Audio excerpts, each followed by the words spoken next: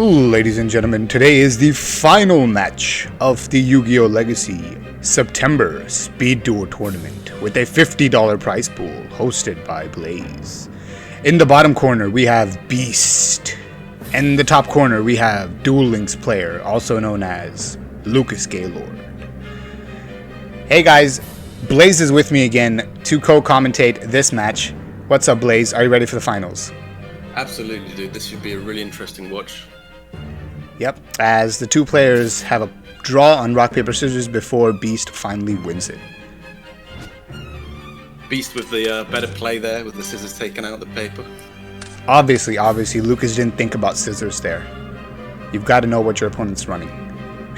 Okay, so we've got an inner conflict mirror. We've got an icy mirror match. Yeah, should be interesting. Although if you see, one hand is far more aggressive. Actually, this is a very balanced hand from Beast. He's got protection. He's got an aggression. Yeah, absolutely. He'll have the protection from hand for the IC power play.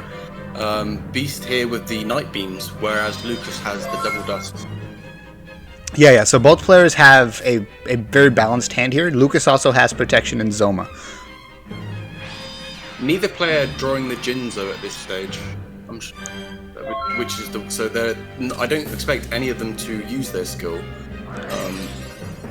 Oh, Lucas might have rushed this a little bit. Okay, so this is interesting because there is so much spell and trap removal in these hands at this point. We'll see how this plays out. Well, I think the reason Lucas played that Dust Tornado is, I think you probably know, but it's because in case there's a Jinzo here, he wants to guarantee he gets rid of that back row. Yeah, because of course it can be an offerings face down. Yeah.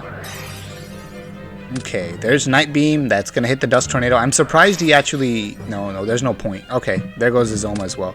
It's interesting because if you would have activated the Zoma on the first Night Beam, the second Night Beam wouldn't have been live. But of course, he has no way to know that there's a second Night Beam. Yeah, he had no way to know that. Of course, you can out-chain. You can put it to chain link 3, so you can use and get out of Night Beams, but...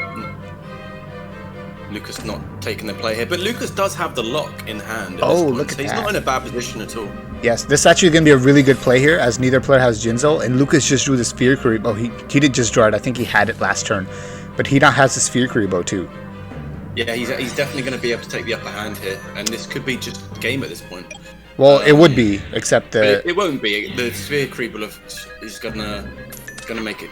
Yeah. Yeah, and this is actually an interesting play. I would have personally maybe attacked there, however, that's a pretty big draw. Gaia can't attack directly, actually, because of inner conflict's drawback.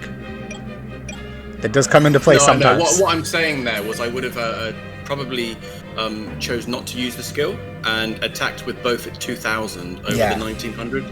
Yeah, you're right. I agree with that. I would have done the same thing. I would have kept myself at 4,000 life points. But here comes the Jinzo, and now Lucas is in trouble. No, he's not.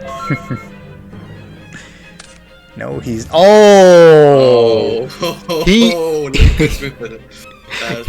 He drew all 3 Command Knights in 3 turns. Amazing. He drew exactly what he needed there. Yeah, and that was perfect. And now with both players' skills gone and the board empty, I think Lucas has got this. Yep. Yeah. That shows as well the how good it is maybe not to main too many gear frieds with the last draw there being a gear fried. It wouldn't have made any difference anyway. There is no single monster in his deck that he could have drawn at that point which would be over 2,000. Right, exactly. And it's one of those things where like Gearfried is very good against if you're playing against Moth, but if you're playing against another warrior deck, it's actually bad. And what's really good is Gaia. Yeah, exactly. That's a really good side deck card in this mirror match. Here's Zoma. Here's a Command Knight coming out from Beast, and Command Knight showing how good of a card it is in this deck is that we saw last game Lucas basically won because of Command Knight, and now Command Knight is going to help this Gaia run over the Command Knight.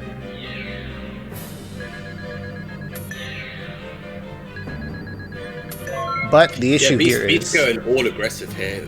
A hand full of monsters on the field and in hand, but he doesn't care. He's just going all in. Yeah, the only Lucas problem I going could down see to here... 300 life points. Yeah, but the only problem I could see here for Beast is he does not have Yugioh. So he doesn't have a way to turn this around. This Yugioh is just going to completely lock that Zoma to the space, and that's how quickly a game can turn around, from going from 3 monsters on your field to the next turn, and Lucas having nothing, but then of course using his skill, changing the game round just from the IC and Yugioh summon in. Yeah, it's just a massive swing there for Lucas. And if you noticed, he didn't attack, and at first I was wondering why, but he was playing around this card that Beast just drew. He was playing around Sphere Kuriboh, because Sphere Kuriboh will, it will win the game if Lucas goes ahead and attacks, and Yugioh gets put in the defense, then it's gone. And I think if this Yugioh gets removed, Lucas has lost this game. Yeah, absolutely. I think this is a very smart play here from Lucas. But the Yugioh is going to get taken, and I don't think he has an out to this. He does not. So we know it's a skill successor phase down, so we'll be going to a game 3 here for the finals. Yep. So that's actually funny. The player who didn't draw Yugioh won the game there, only because Beast was able to gain such a big advantage in the first 2 turns. Yeah, absolutely. Showing that even with a hand and field full of monsters, you can still take the games with IC. Yeah, exactly. So it just shows you how good IC is. You don't actually need Yugioh. It's kind of like how we used to use Change of Heart back in the day, where you can just clear your opponent's field. Yeah, absolutely. I mean, if your opponent in a mirror match especially is already half their life points, you can just take their monster and swing with 2 of your own, and it's hard to stop. Yeah, exactly. As we see the benefit of Gaia rather than Gearfried here, as Gaia just completely gets a +1 by destroying that Gearfried. Absolutely. And here's the Command Knight to once again push the Gaia to 2300. But it gets offerings so that Command Knight of Beast will live. Lucas reading the face down offerings there and deciding not to use an early skill.